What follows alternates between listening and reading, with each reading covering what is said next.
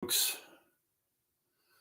I think some of you, and yes, I'm looking at you, Stoner, were beginning to wonder if I had become homeless. And that's why I was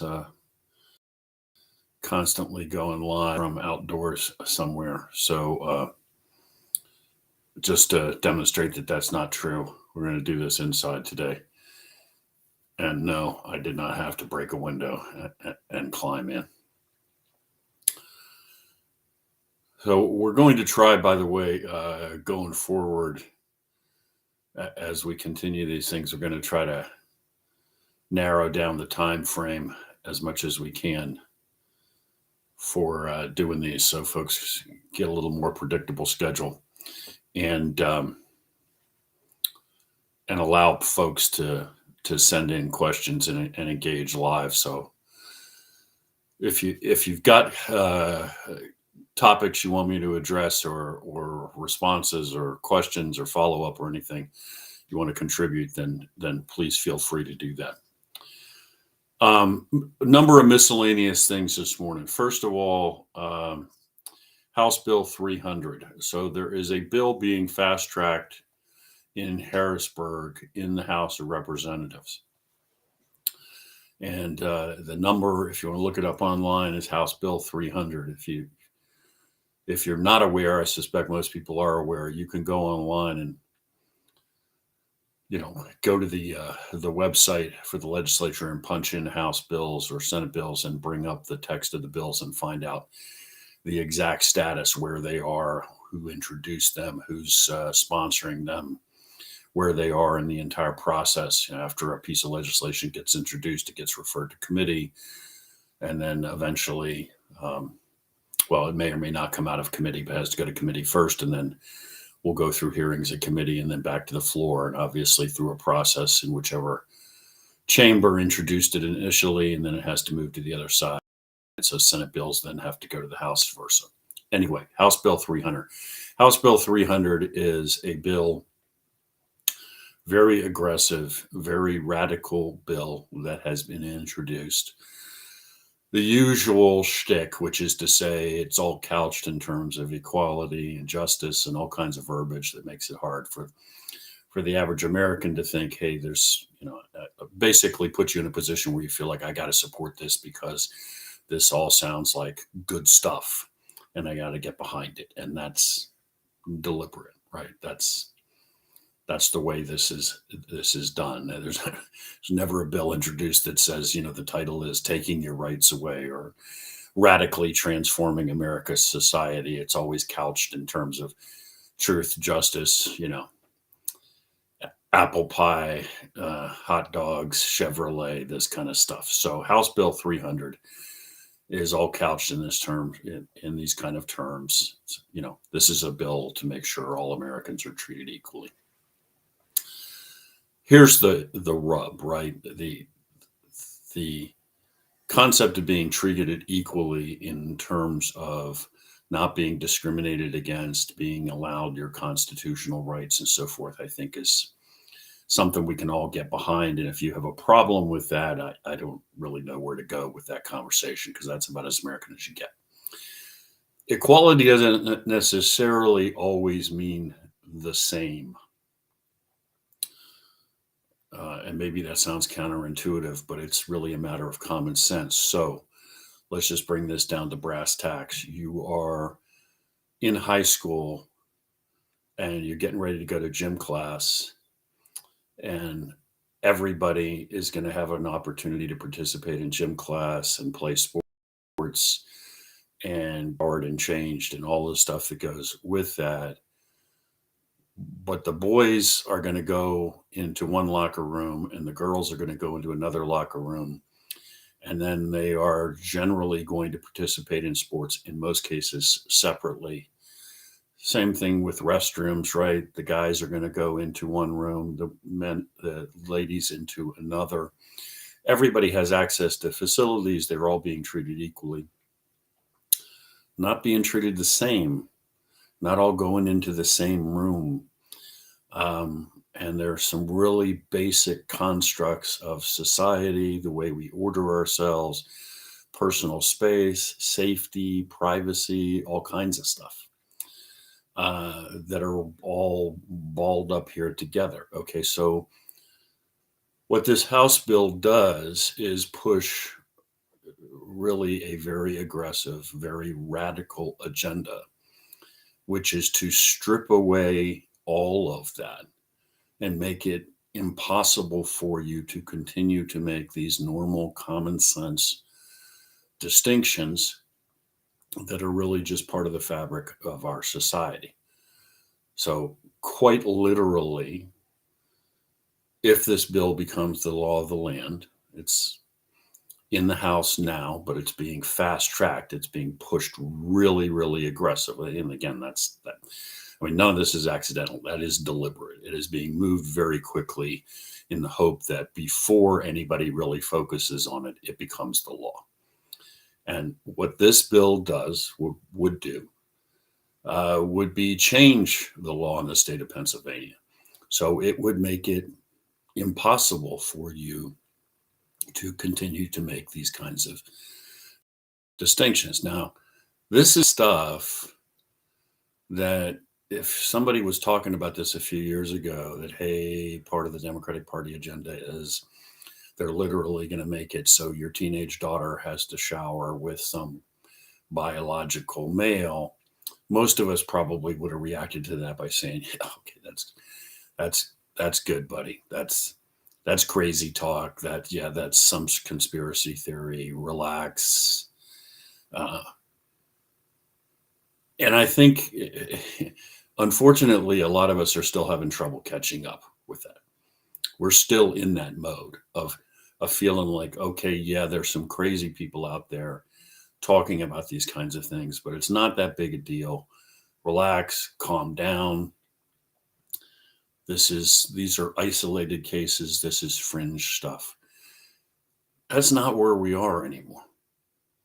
I mean, this is a real bill that has actually already been introduced, is being fast tracked through the legislature, that has a very, very real chance of fundamentally changing the law in the state of Pennsylvania to make it the law of the Commonwealth, to make the law of the Commonwealth consistent with what is, by any measure, a very radical fringe idea.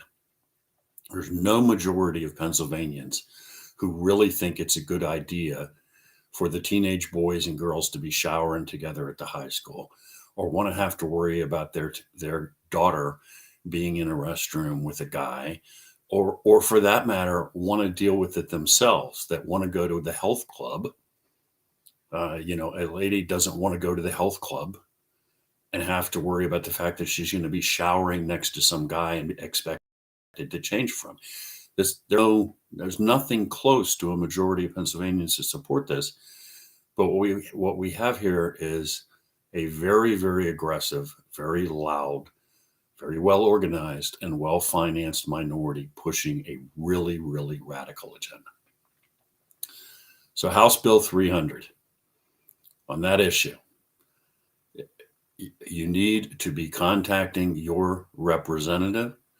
You need to be making crystal clear to that individual that you oppose this, and you need to demand action.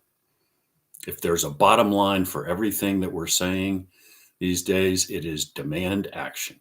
Talk is cheap. Not interested in soothing words. Not interested in smoke, mirrors, and parlor tricks. It's a real simple question. Do you support it? Or do you oppose it? And if you oppose it, what the heck are you going to do, Mr. or Ms. Representative, to stop this thing, to kill it in its tracks? House Bill 300 today, please. All right. Some other things that are just sort of floating around in the ether I want to talk about just for a couple of minutes. First of all, it is becoming the mantra of the establishment, the Republican establishment in the state of Pennsylvania, to say, in response to sort of any criticism from the Patriot movement. The response is basically, we can't have dissent. There must be party unity. Essentially, we're not going to talk to you. We're not going to discuss your issues. And you need to basically shut up and stop belly aching about whatever it is you're bringing up. You must unify behind whoever, because they have an R next to their name. So look, anybody who knows me, who listens to me, who reads anything I write, understands precisely where I am in regard to the Democratic Party agenda. Okay, the Democratic Party is taken over completely by the far left fringe element of that party. My grandfather was a Democratic congressman in the 30s and 40s.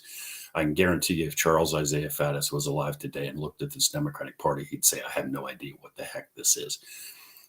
Appears to be some sort of Marxist creation. So I think where I stand on that agenda is crystal clear. That does not equate in my mind to the fact that means that because somebody says he's a Republican, that I am then mandated to support that person. I said earlier, speaking a few minutes ago, where we are now is at the point where what we have to demand is action. Talk is cheap, not interested in verbiage, not interested in labels. I want to know what you are actually doing that makes you a Republican. What the heck does that mean to you? And what are you actually doing, Mr. Representative, Mr. Senator, whatever? What are you doing about name an issue? So let me trot out a couple of exhibits to illustrate exactly what I'm talking about. Down in Hershey, there's a representative, Thomas Mehefe. I think that's how you pronounce his name. I think I mispronounce it every time. Maybe that's deliberate. I don't know. Anyway, back a few months ago, the legislature was being held hostage by the new Democratic speaker. And he had decided because, we're supposed to have a new session, but we don't yet have rules of order, so we can't convene. So he effectively shut down the House, shut down the House, locked out the entire assembly. And obviously, if the House can't meet, the Senate can't get any business done really either, because all bills have to go through both sides. So he shut down the entire democratic process in Harrisburg. And he did that deliberately because he was waiting for the results of special elections that were pending. In other words, there was still technically a Republican majority in the House. He was waiting for the special elections to change that. We weren't going to be allowed to have a democratic process in Harrisburg until the special elections were done. There was a Democratic majority. Then magically we'd be allowed to now have votes again. The Republican majority in the House decided, okay, look, we're going to go onto the floor using a rule of parliamentary procedure, get the majority of reps on the floor, and effectively bypass the speaker. The speaker will no longer be allowed to hold the place hostage. We're going to convene ourselves, is essentially what this amounts to. So the Republican majority decided, okay, we're not going to let a Democratic speaker keep us locked out. We're going to convene and we're going to get back to work. We're getting paid to do the people's business. We're going to go back to work. They were one vote shy of being able to do that. And that one vote is this guy, Thomas Mehefe. So Thomas Mehefe is a purported Republican representative from Hershey who sided with the Democratic Party to keep the entire House of Representatives locked out. This guy has got an R next to his name, sided against everybody else in his own party in the House with the Democrats to keep the legislature down. So, I mean, that seems a little counterintuitive, right? Why is this Republican doing this? Well, like with a lot of things in politics, follow the money. Look at this guy's contributors, his donors online. You can do that very easily. There are a whole bunch of websites. And you can pull up for everybody in the government, basically, in elected office, all the data on who contributes money. Who do they work for? Who pays for their campaign? Okay, take a look at Mehefe's list of donors. All the top donors who give him huge amounts of money are all very liberal labor unions that are effectively arms of the Democratic Party. Now, this is not a knock on all labor unions. Labor unions have done great things for the American working man and woman. You want to know why we have a 5-day work week and a 40-hour work week and workplace safety rules? Well, unions did that. Doesn't change the fact that the unions we're talking about pursue very liberal agendas. They are all, every one of these unions, like the teachers union, are unions that contributed heavily to Biden, campaigned heavily for Biden, and continue all day, every day to support Joe Biden's agenda. So we got a guy sitting in Hershey who says he's a Republican and who the party is telling us we must support because he's got an R next to his name, who is up to his eyeballs in money from major portions of the Democratic Party's machine. In other words, here's the bottom line. The guy is not a Republican. He pursues no conservative agenda. Some political consultant, when he was running for office, looked at his district and said, hey, man, if you file as a Republican, it'll probably get you another 2 or 3 points from voters who won't bother to look into what you actually support, but will just see you have an R next to your name. That's it. Cold, hard political calculus, completely amoral. The man sits in the legislature, purports to be a Republican, is in fact, by every meaningful measure, a liberal Democrat, and yet keeps getting reelected, keeps getting supported by the establishment. Nobody in the Republican Party of any significance will call him out.